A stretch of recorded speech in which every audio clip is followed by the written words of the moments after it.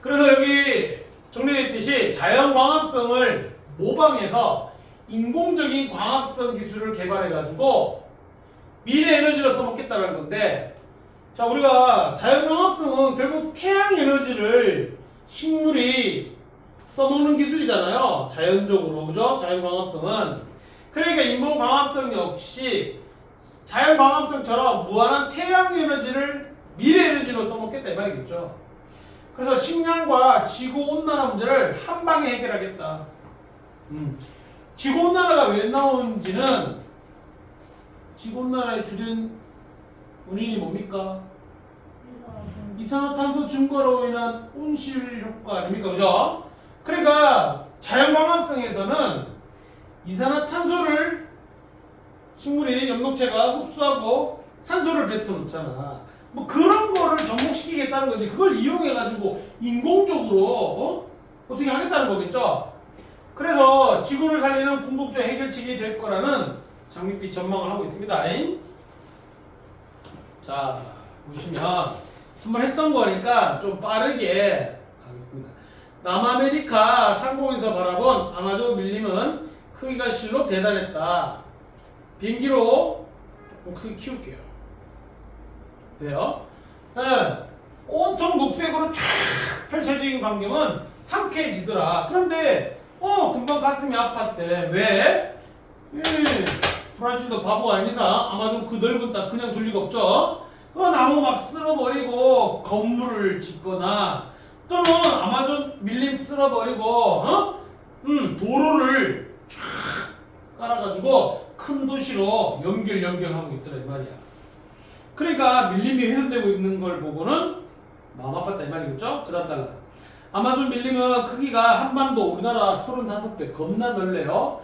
지구 산소의 20%가 아마존 밀림에서 만들어진다는 겁니다. 지구의 허파라는 별명이 있을 정도로. 그죠? 그런데 매일 축구장 100개 면적에 달하는 크기가 농장, 도로 건설 등으로 파괴되고 있는 겁니다. 이런 현실이죠. 50년 후라면요, 아마존 지역의 밀림은 물론이고 지구 전체의 30%에 해당하는 동식물이 사라질지도 모른다고. 뭐 때문에? 무분별한 개발 때문에. 이것은 지구가 점점 어떻게 된다는 거예요? 그냥 동식물이 사라지는 게 그친 게 아니라 지구가 점점 더워지는 까닭이기도 하다. 왜? 아마존 밀림이 이산화탄소를 흡수해서 산소를 내놓을수록 이산화탄소가 줄고 산소가 늘어난다는 거잖아. 특히 그 이산화탄소가 준다는 거. 그럼 뭐죠? 지구 온난화의 주범인 이산화탄소에 의한 온실 효과가 줄어든다는 건데 그게 스톱돼 버리니까 더 더워지겠죠. 그래서 현재 지구 온난화를 방지하려는 여러 방안이 연구되고 있다. 그 중에 우리가 기댈 것은 태양 에너지뿐이다라는 주장이 지배적이다. 만약 식물들의 광합성을 대신할 수 있는 인공적인 광합성 장치가 개발되어 나무를 대신할 수 있다면 지구 온난화 위기를 해결할 수 있지 않을까라는 화제를 제시하고 있는 거죠. 의문 형식으로. 그죠? 그래서 이때 인공광합성 장치, 특히 인공광합성 기술이 바로 중심 화제가 되는 겁니다. 근데 여기서는 지구 온난화 위기를 해결할 방안으로 뭐를? 인공광합성 기술, 인공광합성 장치를 제시하고 있는 거죠. 됐나?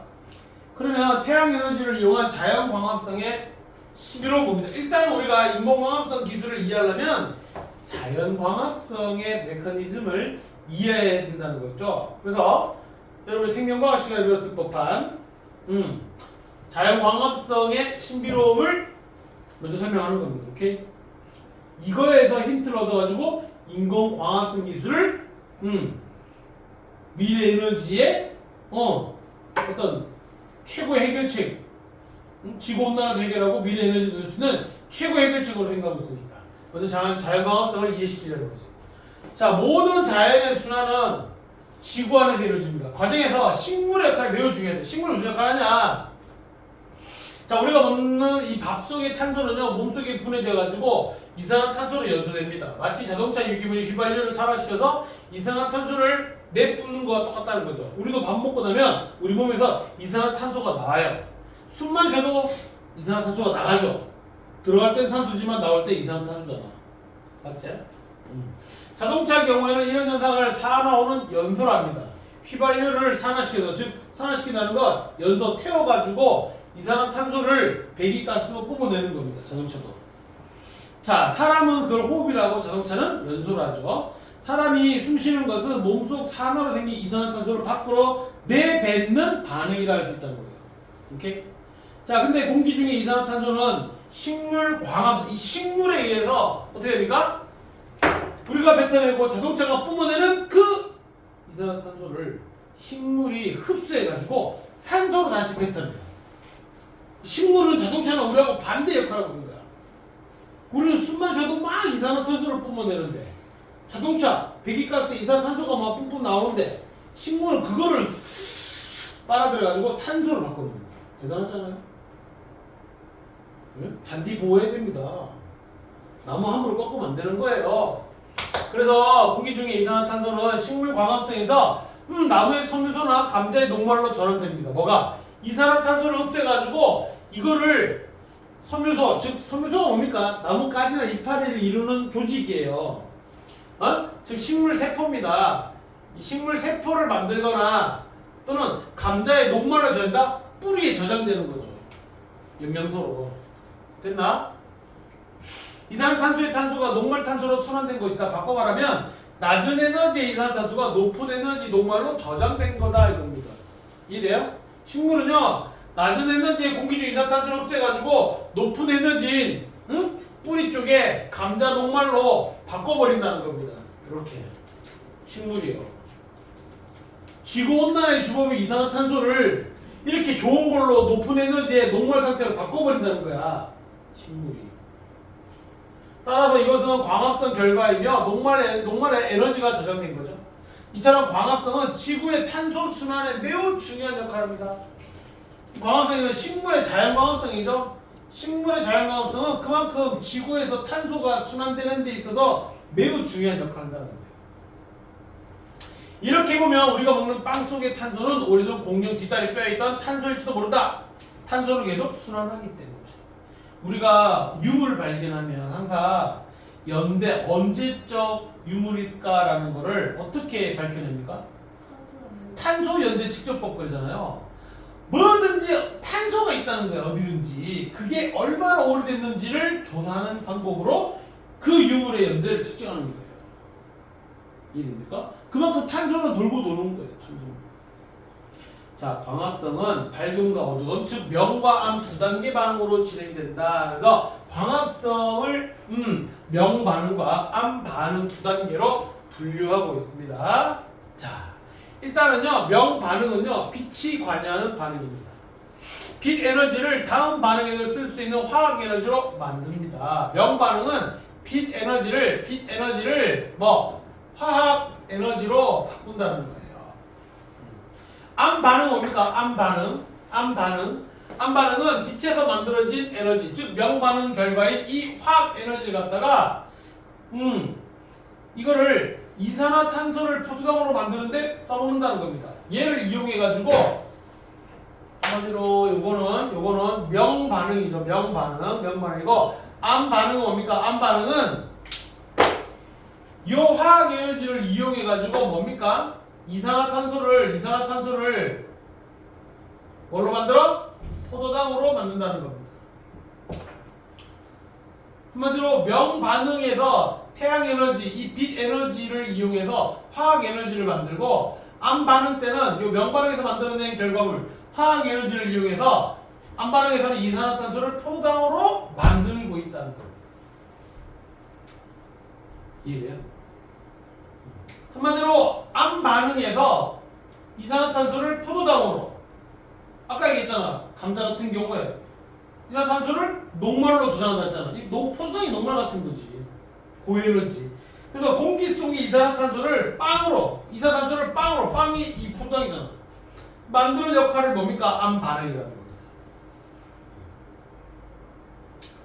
자, 빛 에너지를 화학 에너지로 만드는 명 반응과 이 화학 에너지를 이용해서 이산화탄소를 포도당으로 만드는 요 부분이 힘들죠.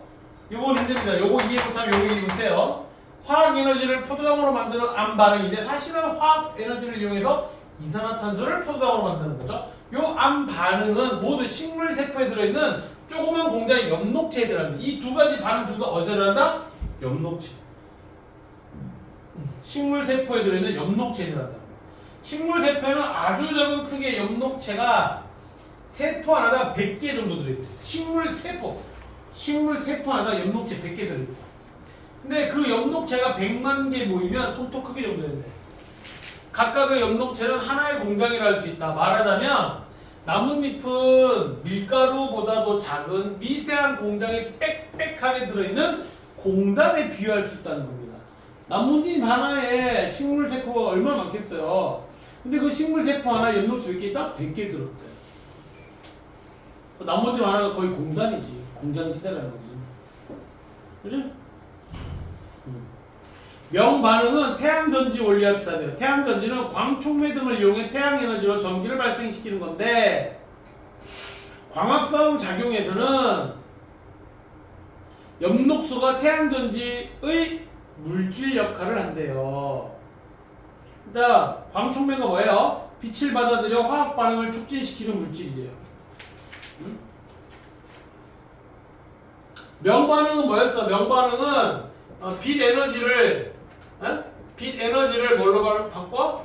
화학 에너지로 바꾸는 게 명반응이었잖아. 그런데 광촉매가 뭐였어? 광촉매 빛을 받아들여 화학 에너지, 화학 반응을 촉진시킨 물질. 즉 광촉매가 있어야지 이 빛 에너지를 받아들여서 화학 반응을 일으켜서 화학 에너지 만들겠지. 그러니까 여기에 촉매제가 있어야 된다는 거야. 이 빛에 대한 화학 반응을 유도하는 촉매제, 매개체가 있어야 되는데, 그 역할을 하는 게 뭐야? 그 역할을 하는 게 뭐야? 광합성 작용에서는 엽록소가 이 태양전지 물질의 역할을 한다.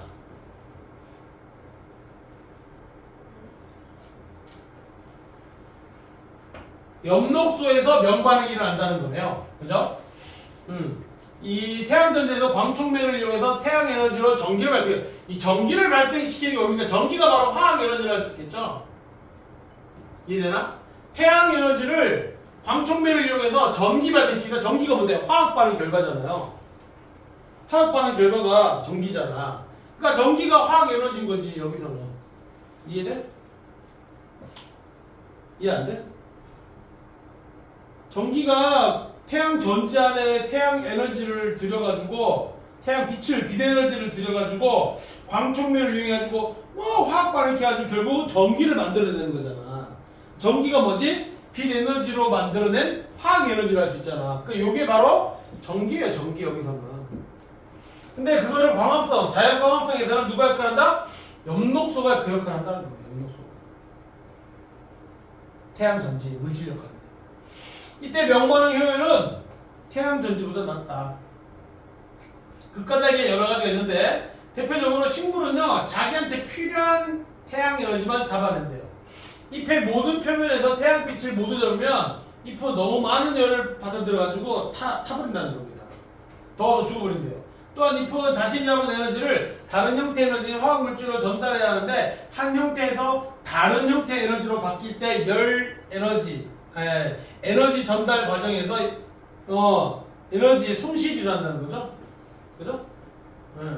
에너지 형태가 바뀌면은 에너지 손실이 일어날 수밖에 없다는 겁니다. 이해돼요? 그래서 빛 에너지를 화학 에너지로 만드는 명반응은 효율적이다. 두 가지 이유겠죠? 첫 번째, 식물은 자기한테 필요한 만큼의 에너지만 잡아내고요. 또 에너지가 빛 에너지에서 다른 화학 에너지로 바뀔 때 에너지 손실이 발생한다는 것. 두 가지 측면에서 명반응은 효율적이지 않다. 즉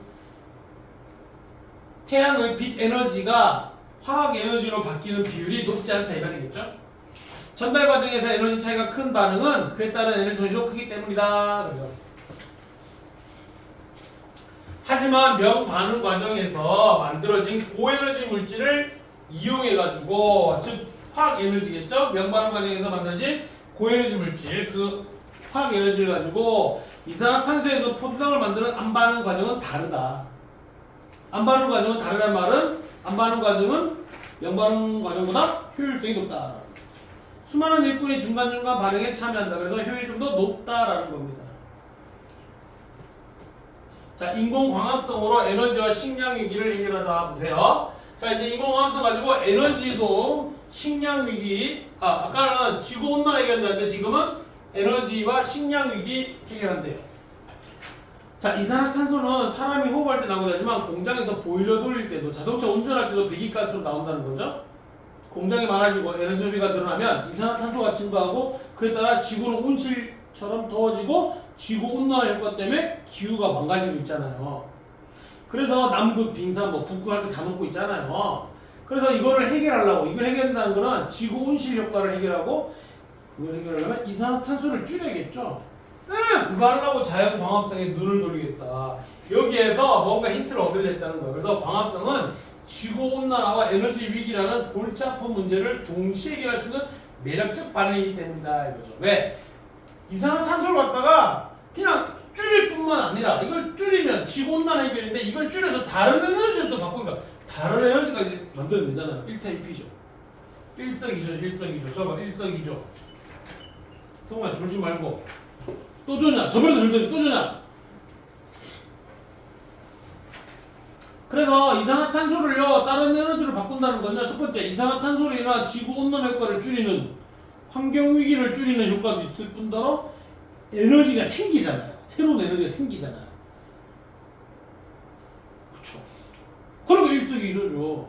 환경오염도 줄이고 에너지도 새롭게 얻어내고. 지구의 모든 에너지는 태양에서 비롯된다. 핵융합 반응이 태양을 모방한 것이라면 인공광합성은 자연광합성을 모방한 거다. 인공광합성은 태양 에너지를 이용하려는 세 가지 방안 가운데 하나다. 그렇다면 태양 에너지를 이용한 세 가지 방안 뭘까요? 태양 에너지를 이용한 에너지, 새로운 에너지 생성 세 가지 방법. 첫째, 태양열을 전기로 바꾸는 태양 전지 장치다. 아까 얘기했던 거죠? 태양열을 전기로 바꾸는 태양 전지 장치이다. 이거는 아까 식물의 엽록소랑 비슷한 개념이 되는데 보세요. 지붕이나 햇볕이 강한 사막 등에서 흔히 볼 수 있는 태양 전지판이 대표적인 예다. 이거는 태양의 뜨거운 열 에너지를 전기로 바꾼대요. 됐나? 두 번째, 태양 에너지를 광촉매로 이용해서 물을 분해하여 그죠? 태양 에너지를 광촉매, 즉 어떤 화학 반응을 일으키는 물질처럼 써먹는다는 거야. 즉 태양 에너지로 어떤 화학 반응을 일으켜버린다는 거지. 그러면 태양 에너지로 물에다가 화학 반응을 일으켜. 그럼 물이 화학 반응을 일으켜가지고 분해된대. 이 분해가 화학 반응이겠죠? 이런 물 분해라는 화학 반응을 태양 에너지를 이용해서 일으켜. 그러면 물이 어떻게 돼? 산소와 수소로 분해되는 겁니다. 이해돼요? 산소와 수소로 변환시킨 뒤 여기에서 요 수소를 써먹는 거죠. 연료전지로 이용하는 거예요. 그게 이제 수소 에너지 아닙니까? 현대자동차가 수소차를 되게 개발하려고 지금도 하고 있지만 아직 상용화가 안 되고 있죠. 오히려 테슬라의 전기차의 상용화 속도에 밀려가지고 지금 전기차로 가는데 지금 현대자동차는 그걸 내가 알기로는 아직 포기 안 했어요. 수소 자동차를 계속 개발 중에 있습니다. 근데 수소를 충전을 어디서 하느냐 이게 문제죠. 그죠? 전기차도 살 때 제일 고민되는 게 뭐야? 충전하는 게 불편하잖아 아직까지. 자, 세 번째입니다. 태양 에너지를 얻는 세 번째 방법. 태양 에너지를 광촉매로 이용해서 똑같네요. 태양 에너지를 광촉매로 이용하고 똑같아. 이용해서 물을 역시 똑같아. 물을 분해하고 좀 화학 반응을 일으키고 그것에서 발생한 전자, 이번에 아까는 산소, 수소 변환시켜서 수소를 에너지로 이용한다 그랬는데 지금은 물을 분해해가지고 여기 발생한 전자를 고에너지 물질로 저장한 다음에 이걸 사용해서 메탄올 같은 기초화학 연료를 만든대요. 즉 태양에너지를 광촉매로 화학 반응을 일으키는데 그 화학 반응이 뭐냐? 물 분해야. 물 분해인데 아까는 수소, 산소로 변환시켜서 수소를 써먹는다는데 지금 물 분해할 때 나오는 전자를 고에너지 물질로 저장한 다음에 이걸 이용해서 메탄올 같은 기초화학 연료를 만든대요. 저걸로 뭔가 기초화학 원료니까 저걸로 여러 화학적 에너지로 쓸만한 물질들을 만들어야 되는 거지. 그 뭔지는 그 문과 영역이 아니야. 그건 이제 공대 영역이지. 자연과학이나. 자, 이 반응이 자연광합성과 가장 유사한 거래요. 됐나요? 이게 왜 가장 유사한 될까요? 이게 왜 가장 유사한 방법일까요? 그 세 번째가? 응?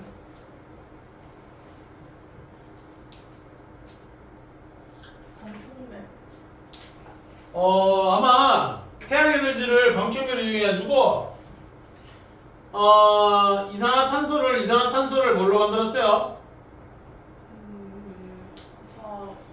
고에너지인 포도당, 즉 녹말 상태로 만든다 그랬잖아 아까. 그지? 이산화탄소를 고에너지 상태인 포도당 녹말로 저장한다 그랬잖아요. 그러고는 요거를 뿌려 저장했던 감자 같은 애들이 여러 가지 이파리도 또 여러 가지 다른 영양분으로 요거를 써먹는다는 거잖아. 그러니까 이걸 가지고 이렇게 여러 가지 형태의 원료를 만들어내잖아요. 우리 식물이 자연광합성에서. 그러니까 이게 가장 유사하다는 거겠죠. 이해돼요? 명반응에서 빛 에너지를 화학 에너지로 바꿨고 화학 에너지를 이용해서 암 반응에서 이산화탄소를 포도당 등으로 바꾼다 그랬잖아. 그러니까 물을 분해해서 고에너지, 녹말 같은 포도당 같은 고에너지를 만든 다음에 이 고에너지 포도당 녹말 상태를 가지고 또 여러 가지 그 감자가 자라고 또 새로운 뿌리를 뻗어내고 막 쓰일 거 아니야. 사람한테 먹이를 제공하기도 하고 먹을 것 감자를 제공하기도 하고 이걸 가지고 막 이렇게 써먹는 거잖아. 이게 자연광합성 제일 비슷하다는 거야. 자, 인공광합성이 자연광합성과 다른 점이 있다면 자연광합성에서 빛을 잡는 건 엽록소인데 인공광합성에선 빛을 잡는 게 엽록소가 아닌 광촉매라는 것. 즉 빛을 이용해 화학 반응을 일으키는 광촉매가 빛을 잡는다는 것. 또 그 에너지로 자연광합성은 이렇게 포도당을 만들어내는데 인공광합성은 메탄올을 만든다는 거. 네? 메탄올 같은 기초화학 원료를 만든다는 거. 이게 차이라는 겁니다. 이해됩니까? 극가닥은 포도당을 만드는 과정이 너무 복잡하기 때문에 좀 더 간단한 화합물, 그러니까 메탄올이 좀 더 간단한 화합물이라는 거예요. 저걸로 만들어서 다른 물질을 만들기 위한 초기 원료로 쓰기 위해서다라는 거죠. 그렇다면 인공광합성은 자연광합성에 비해서 효율이 어떨까? 응? 식물이 자연광합성하는 효율성과 인공광합성의 효율성을 비교해 볼 때 어떨까라는 거죠. 자, 자연광합성에서 자연적 광합성에서 식물은 태양빛 가운데 눈에 보이는 가시광선 계열 중 빨강과 파랑 두 가지 파장만 흡수한대요. 빨강, 파랑만 흡수한다는 거야. 이를 근거로 계산해보면 잎에 도달하는 태양 에너지의 11%가 광합성 과정에서 포도당으로 변할 수 있다는 겁니다. 11%의 효율성, 자연광합성. 하지만 잎에서 반사되는 빛도 있어가지고 실제로는 뭐다? 11%가 아니라 3에서 6% 정도만 태양 에너지의 3에서 6% 정도만 포도당으로 변한다는 겁니다. 언제? 자연광합성에서. 됐나? 연구 결과 아직은 저런 3에서 6%의 효율성을 가지는 자연광합성에 비해서 인공광합성은 저런 자연광합성을 못 따라간다는 겁니다. 그러니까 3에서 6%도 안 된다는 거야, 효율성이. 인공광합성. 그러나 명반응, 즉 에너지를 잡는 효율에서는 광촉매를 이용한, 즉 자연광합성은 엽록소를 이용해서 태양 에너지를 잡는다 그랬는데 인공광합성은 엽록소가 아니라 광촉매를 이용해서 잡는다 그랬잖아요, 태양 에너지를. 그러니까 그 태양 에너지를, 즉 빛 에너지를 잡는 효율적인 면에서는 광촉매를 이용한 인공광합성이 엽록소를 이용한 자연광합성보다 좀 더 많은 태양 에너지를 잡아내긴 한답니다. 빛 에너지를 잡는 거는 명반응에서 빛 에너지를 화학 에너지로 바꿔야 되잖아. 근데 그 빛 에너지를 잡아내는 거는 자연광합성보다 인공광합성이 더 낫대. 하지만 인공광합성의 암반응, 이산화탄소를 포도당으로 만드는 거, 인공광합성의 암반응, 즉 잡은 태양 에너지를 유기물질로 변화시키는 단계의 효율성이, 유기물질이 뭔데 이게 뭐예요? 이게 자연광합성에서는 포도당이고 인공광합성에서는 메탄올 같은 화학 원료인 거예요. 메탄올 같은 화학 원료인 거예요.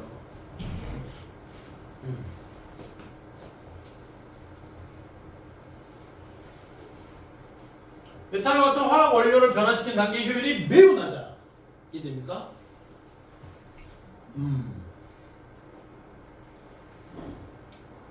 저단계 효율이 매우 낮아 현재 기술로서는 자연광합성 효율의 100분의 1도 미치지 못한다는 겁니다. 그러니까 명반응의 효율성은 인공이 낮지만 암반응의 효율성이 인공광합성이 자연광합성에 비하면 너무나 떨어진대. 100분의 1도 미치지 못한대요. 100분의 1도 미치지 못하는 건 자연광합성에 비해서 1%도 안 된다는 겁니다. 그래서 연구자들은 수년 사이에 효율을 3%까지 올리는 걸 목표로 두고 있대. 아직 안 되니까. 그다음 보세요. 마지막.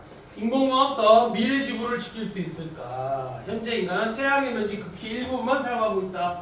그러므로 태양빛을 잘 잡을 방법을 개발하는 게 중요하다. 식물이 태양열을 이용해 감자를 만드는 효율을 2배로 높일 수 있다면 2배를 높일 수 있다면 우리는 현재 생산하고 있는 식량 2배를 만들 수 있죠. 그냥 뭐 논밭에 감자 심어가지고 수확하는 것보다 인공기술로 광합성 2배의 효율을 높이면 감자 생산량 2배 될 거 아니야. 그럼 감자뿐만 아니라 다른 먹을거리 다 그 적용하면 2배로 높아질 거 아니야. 그 말이죠. 그러니까 식량 문제 해결할 수 있다는 기대감. 또 하나. 굳이 기름을 사용해서 온실가스, 즉 이산화탄소를 발생시켜가면서 지구온도를 높이지 않아도 된다. 태양이 주는 에너지를 2배로 잘 잡아서 감자를 2배로 수확하고 더불어서 감자로 알코올인 에탄올을 2배로 만들어가지고 자동차를 굴러가게 하면 된다 이거죠. 왜 감자에도 탄소가 들어있잖아요. 탄소만 뽑아가지고 저렇게 에탄올을 2배 만들어가지고 자동차를 쓰는 거. 저게 뭐예요? 바이오 에너지죠. 바이오 에너지. 식물성 에너지입니다. 이산화탄소를 원료로 광합성을 한다면 이것이야말로 완전한 자원의 순환이다. 쓰레기도 줄이고 식량 에너지는 2배로 늘리고. 자연에는 녹색잎이 아닌 다른 색으로 광합성하는 생물도 있다. 바닷속의 해조류죠. 해조류. 바다 깊이가 깊을수록 통과하는 빛의 파장은 변한다. 예를 들어서 갈색 조류, 녹색이 아니라 갈색빛의 조류인 다시마 같은 해조류는 육지식물, 녹색의 육지식물이 흡수하지 않는 파장, 가시광선 중에 녹색 식물이 흡수하지 않는 파장인 이 녹색을 흡수합니다. 뭐가? 이 해조류, 다시마 같은 갈색 조류 해조류가 녹색 파장을 흡수하는데, 아까 육지에 있는 녹색 식물들은 가시광선 중에 빨간과 파란 계열의 파장 빛을 흡수한다고 했잖아. 근데 오히려 바닷속에 있는 갈색 조류 해조류는 가시광선 파장 중에 녹색 파장을 흡수한대요. 그렇다면 태양열을 2배로 사용하는 방법으로 녹색 식물의 해조류의 광합성 영향을 더하게 되면 어떻게 될까? 녹색 식물은 뭐를? 빨간과 파랑의 색깔을 띤 파장을 흡수해가지고 화학 에너지를 만들어서 이산화탄소를 표준으로 바꾸잖아. 근데 해조류는 어때? 이 갈색 해조류는 뭐? 녹색 파장을 가시광선을 흡수해가지고 광합성을 한단 말이야. 그럼 이거 두 개를 합치면 어떻게 되는 거예요? 빨강, 파랑, 녹색 다 이용하잖아. 좋지? 이해돼? 광합성 영역이 넓어지는 거죠.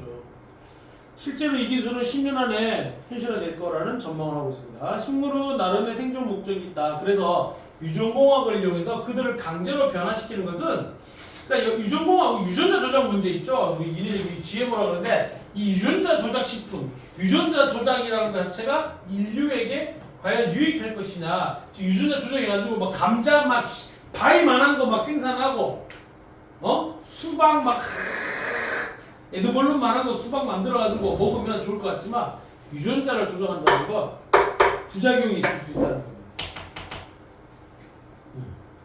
그래서 그냥 인간이 유전자를 조작하는 그 부작용, 초래할 수 있는 부작용이 있는 위험이 있으니까 그냥 식물 원리, 이게 뭔데? 자연광합성.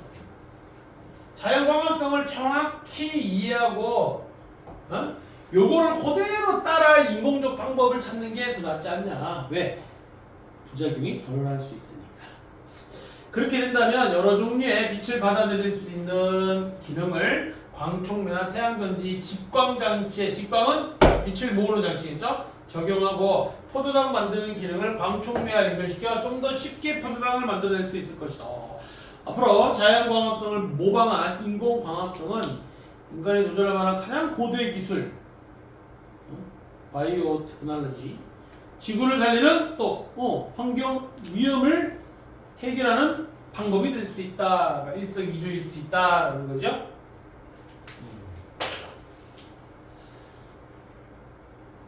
이해됐습니까? 나머지는 풀어보면 됩니다.